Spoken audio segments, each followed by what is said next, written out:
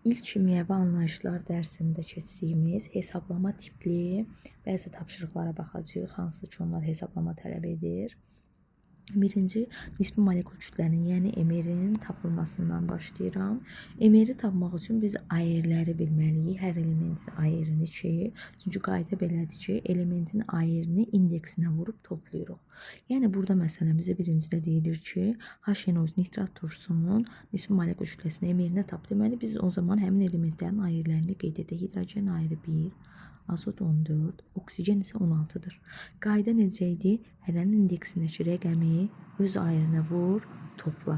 İndeks testdən yazılmayıbsa bu 1 deməkdir. Yəni 1-i 1-ə vururam, edir 1. 1-i 14-ə vururam, edir 14. 3-ü 16-ya vururam, edir 48. Və cəmləyirəm, bu edir 63. Deməli, nitrat turşusunun nisbi molekul kütləsi neçəyə bərabərdir? 63-ə. Qayda necə oldu? Hərənin indeksindəki rəqəmi, yəni atom sayını öz ayrına vur, topla. Digərinə baxırıq. Burada isə sulfat turşusunun H2SO4-ün nisbi molekul kütləsini tap deyir. Yenə həmin qayda ilə hərənin ayrını öz üzərinə yazıram. Hidrogende 2 vur 1, 2, 1 vur 32, 32, 4 vur 16, 64 toplayıram. Bu edir 98. Digərində isə mötərizəlidir. Mötərizənin olması bizi çaşdırmasın. Mötərizənin içində hansı elementlər varsa, mötərizənin indeksindəki rəqəm yalnız onlara aiddir. Deməli, kalsium mötərizəyə daxil deyil, deməli kalsiuma aid deyil. Yəni kalsiumun bir atomu var. Amma oksigende 2 dənə atom var, hidrogende 2 dənə var. Çünki onlar mötərizəyə daxildirlər. Oksigen ayrı 16, hidrogende 1. Buradan biz hesablama aparanda hərənin indeksindəki rəqəmi öz ayirlərini nə edəcəyik? Vuracağıq. 40, 1-i 40-a vuracağıq. 1-i 40-a vuranda edir 40. Burada 2 oksigen var artıq. Çünki mötərizə daxildir. 1 vurulsun 2, 2 edir. 2 vurulsun onda 16, 32. 2 də hidrogen var. 2 vurulsun 1, o da edir 2. Və cəmləyirəm, bu edir 74. Aha, indi atom nisbəti. Atom nə idi? İndeksə yazılan rəqəmlər atomdur. İndeks testində yazılmayıbsa, boşdursa bu 1 atom deməkdir. Məsələn, burada atomlar nisbətini yazsa 1 bölünsün 1 bölünsün 3 olur indekslərə görə. Bunda 2 böl 1 böl 4 olur. 2 böl 1 böl 4 olur sulfat turşusunda. Burada isə mötərizə var. Yenə mötərizə yalnız mötərizənin kənarındakı rəqəm, yəni bu 3, yalnız mötərizənin içindəkilərə də aiddir. Alüminium aid deyil. Alüminium atomu neçədir? 1. Heç nə yazılmışsa bu 1 deməkdir. 1 bölünsün. Oksigenə aiddir mötərizə 3, hidrogenə də aiddir. 1, 3, 3 nisbətində. Yox, bizdən atom nisbəti yox, atom cəmi desəydi, o zaman bunları cəmləyəcəkdik 5. Bunları cəmləyəcəkdik 7. Bunları cəmləyəcəkdik 7. Atom cəmi desə, amma nisbət şəklində desə, birinci qayda şəklində yazırıq. Gəldi kütlə nisbəti. Kütlə nisbəti də emerə oxşuyur. Sadəcə emerdən indeksləri vurduq, öz ayirlərinə topladıq. Burada isə indeksləri öz ayirlərinə vurub nisbət şəklində yazırıq. Çünki nisbəti deyir. Hərənin indeksini öz ayirına vur, nisbət şəklində yaz. 1-i 40-a vururuq 40, 1-i 12-yə vururuq 12, 3-ü 16-ya vururuq 48. Və burada bir qayda var ki, ixtisar gedirsə, amma mütləq 3-ü də getməlidir. İxtisar edirik tam kiçik ədədlərə qədər. 40, 12, 48 neçəyə ixtisar gedir? 4-ə ixtisar gedir. Bəli, 4-ə ixtisar gedir. Bu zaman ixtisar edəndə 40-ı 4-ə ixtisar edəndə 10, 12-ni 4-ə ixtisar edəndə 3, 48-i 4-ə ixtisar edəndə 12. Vəsə artıq ixtisar getmir. Gərək 3-ü də gedir. Getmir 3-ü də başqa bir rəqəmə. Deməli, kütlə nisbəti kalsium CO3-də 10 böl 3 böl 12 kimidir. İndi kalsium isə bax. Yenə ayirləri üzərinə yazdım hər elementin.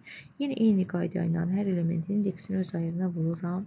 Nisbət şəklində yazıram. Nisbət şəklində yazıram. 4 vur 16, 64. Və ixtisar gedirsə, yenə təbii ki, ixtisar edirəm. Bu 8-ə ixtisar gedir. 48-ə böləndə 5, 32-ni 8-ə böləndə 4, 64-ü 8-ə böləndə 8. İfsə burada da əl saxladıq. İndi keçək kütlə payı. Kütlə payı omega ilə işarə olunur. Məsələn, bu kimyəvi kütlə payı çoxdur. Mol maddə miqdarı dərsində də kütlə payının tapılması var, məhlullar dərsində. Sadəcə burada ilk kimyəvi anlayışlarda biz maddənin tərkibindəki elementin kütlə payını tapırıq. Məsələn, bizə verib ferum 2O3. Bizə verib ferum 2O3.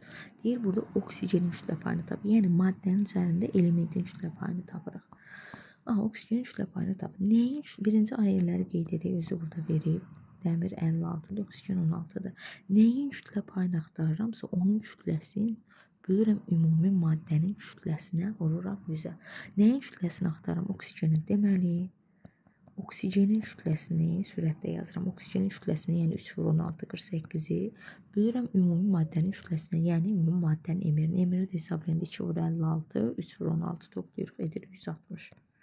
Və vururuq 100%. Əgər faizdən istəyirsə, istəməsə elə 48 bölü 160 yazırıq. Buradan hesablayanda eləyir 30%.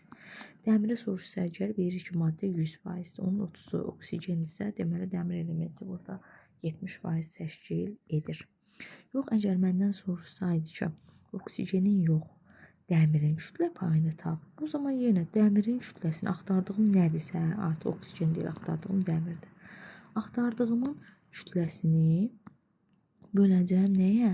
Ümumi maddənin emirinə. Yəni axtardığım şu artıq dəmirdir. Deməli 2 vur 56, 112-ni böləcəm ümumi maddənin emirinə. Yəni 160-a vuracam 100-ə, bu da eləcək 70%. Növbəti formulun tapılmasıdır. Formulun tapılmasının yalnız bir qaydası var. Hərənin verilən rəqəmini nə veribsə, faiz verib, qram verib, nisbət, kütlə nisbət verib, yoxdur. Hər elementin öz verdiyi rəqəmin bölürük onların ayirlərinə nisbət şəklində yazırıq.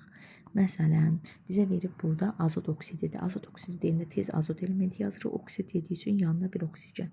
Formul tapırıq deyə indekslər məlum deyil. X, Y yazıram məhsulda. Və mənə deyir ki, azotun kütləsinin oksigenin kütləsinə nisbəti 7 bölünsün 20 kimidir. Yəni azotun kütləsi 7 qəbul edəcəyik, oksigeni də 20. Və hərənin verildiyi kütləsini öz ayırına bölürük. 7 azota aiddir, 7-ni 14-ə böləcəm. 20 də oksigenə aiddir, 20-ni də 16-ya böləcəm. Və buradan sonra ikinci işimiz nədir? Hər kəsri öz daxilində ixtisar etmək. 14 ilə 7 ixtisar gedir 7-yə, olur 2-də 1. 16 ilə 20 ixtisar gedir 4-ə, 4-də 5. Aha, belə kəsr ədədlər alınır. Biz bilirik ki, indeksləri kəsr ədəd yazılır. Deməli, kəsirdən azad eləməliyik. Kəsirdən azad etməyin də asan yolu budur ki, baxırsan kəsirlərin məxrəcinə. Bunun məxrəci 2-dir, bu 4-dür. Bunlardan hansı böyük rəqəmdirsə, hər iki kəsri də o rəqəmə vurursan. Və mən görürəm ki, burada 4 ən böyükdür. Deməli, hər iki kəsri də 4-ə vurub kəsirdən azad edəcəm. Yəni, bunu vuracam. 2-də 1-də 4-ə vuracam, 4-də 5-i də. 4-də 5-i 4-ə vuram. 4-də ixtisar gedir, qalır 5. 4-ü 2-də 1-ə vuranda da qalır 2. Deməli, 2 bölünsün 5 nisbətidir. Yəni, formul neymiş? N2, O5 şəklində imiş. İndi digər bir məsələ yenə formulun tapılmasına aiddir. Sadəcə biraz məsələnin formatını dəyişir bizi çaşdırmaq üçün. Biraz məntiq işlətməyimizi istəyir. Bayaq hazır kütlələri vermişdi. Dedi, azot budur, oksigen budur. İndi isə ancaq azotu verib və bir də ümumini verib. Yenə yazıram azot oksididir. Bilmirəm birləşmənin formulunu. Və mənə deyir ki, bu ümumi 38 qramdır bu azot oksidi. Və bunun içərisində 14 qram azot var.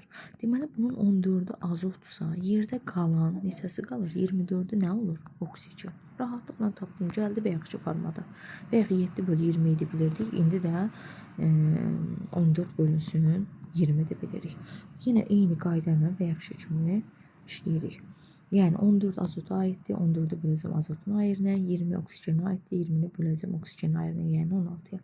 Kəsirlər ixtisar gedir, öz daxillərində qalır 1. Burada isə 24, aha üzr istəyirəm, bayaq 24 tapdıq, 20 yazmışam. Bu da buradan ixtisar gedir 4-ə, qalır aşağıda, yəni 8-ə ixtisar gedir, 16 8-ə 2, 24 də 8-ə 3, bu şəkildə qalır. Yenə kəsirdən azad edirəm. Bunun məxrəci 1 deməkdir, bunun məxrəci 2. Deməli, hansına vuracam? 2-yə vuracam. 2-yə vuranda 2-lər ixtisar gedir, burada qalır 3. Bunu da 2-yə vuranda 2-ni 1-ə vururam, edir 2. Deməli, hansı nisbət şəklində olur? 2-nin 3-ə. Deməli, azot oksidinin formulu necəymiş? N2O3 şəklində imiş. Yəni, X2 imiş, Y-də 3 imiş. Aha, indi də keçirik. Yenə formul tapılma məsələsidir. Deməli, burada bir dənə də məsələ olmalıydı. O silinib deyəsən. Aha, mən onu bir dənə yenidən burada yazdım. O məsələnin yenə formul tapılma məsələsidir. Sadəcə burada fərqli olan olacaq ki, faizlə verəcək. Deyir, dəmir XOY deyir, yəni dəmir oksididir. Burada deyir ki, dəmirin kütlə payı, yəni omega dəmir, belə qısa yazıram, 70%-dir. Deyir, birləşmənin X plus Y cəmini tap. X plus Y cəmini hesabla. Yenə mahiyyət eynidir. 70 nəyə aiddir? Dəmirə. Biz bilirik ki, maddə özü ümumi 100%, onun 70%-i dəmirdirsə, oksigen də rahatlıqla tapılmış. Oksigenin neçə faizdir? 30. Deməli 70% dəmirdir, 30% də oksigendir. Bunu rahatlıqla tapdıq. Formulun tapılmaq faizlə olması bizi çaşdırmasın. Formulun tapılmasının demişdik ki, bircə yolu var. Hərənin verilənin öz ayırına böl. Dəmirin ayırı 56-dır, oksigenin ayırı 16-dır. 70-i bölürəm 56-ya nisbət, 30-u bölürəm 16-ya. Yenə ixtisar edirəm. 56 ilə 70 gedir, 7-yə ixtisar. Burada qalır 8, 70-i də 7-yə böləndə 10. 16 ilə də 32-yə ixtisar gedir. Burada qalır 8, yuxarıda qalır 15. Hər iki kəsir məxrəci də 8-dir. Deməli, hər iki kəsir 8-ə vuram, 8-ə gedir, qalır 10 bölünsün 15. Bu da yenidən ixtisar gedir 5-ə, 10-u 5-ə böləndə 2, 15-i 5-ə böləndə 3. Deməli, x neçə imiş? X 2 imiş, y də 3 imiş. Yəni, x plus y cəmi, x plus y cəmi olacaq 2 plus 3, yəni 5. Bu da belə. Yəni bizi qorxutmasın formulun tapılma məsələləri, formulun tapılması məsələləri. Çünki mahiyyət eynidir. Hərənin verilərini öz ayırına bölürük. Burada var imiş elə o məsələ, mən getdim. İndi baxırıq kimyəvi tənliklər üzrə hesablamalar. Bunlar nədir? Burada reaksiya tənliyi yazılmalıdır və ikinci iş mütləq əmsallaşmalıdır. Baxırıq, burada deyir hidrogen yandıqda. Yandıqda deməkdir ki, yəni oksigen də yanır. Hidrogenin üzərinə oksigen gəlir. Reaksiya yazırıq burada. Yazırıq hidrogen plus oksigen. Burada özü deyir də alınan maddəni su. Niyə fikirləşir ki, mən reaksiya bilmirəm, nə bilim, nə alınır? Özü verir su. Bizə deyir ki, 8 qram, reaksiya yazandan sonra ikinci işimiz mütləq əmsallaşdırmaqdır. Əmsallaşma tələb olunursa əmsallaşdırırıq. Baxırıq ki, solda oksigen 2-dir, sağda 1-dir. Qayda demişdim, biri cüt ədəd, biri tək ədəddirsə, indekslərə yazılan rəqəmlər bu zaman neyirdik? Yerlərini dəyişik yazırdıq. Bunun ikisini bu ümumi mürəkkəb maddənin qarşısına, bunun birini də oksigenin qarşısına yazırdıq. Və nəticədə oksigenin sayı düzəlirdi. Baxın, solda da 2 oksigen, sağda da 2 vur 1, 2 oksigen oldu. İndi hidrogenin sayı dəyişdi axı. Sağda 4 hidrogendir, solda 2. Burada deməli 2 atıram, ifsi düzəldi. Növbəti işimiz nədir?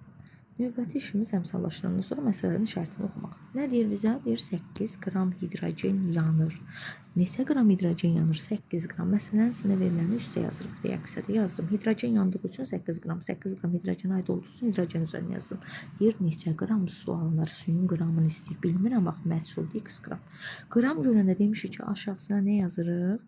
Qram görəndə aşağısına ml yazırıq.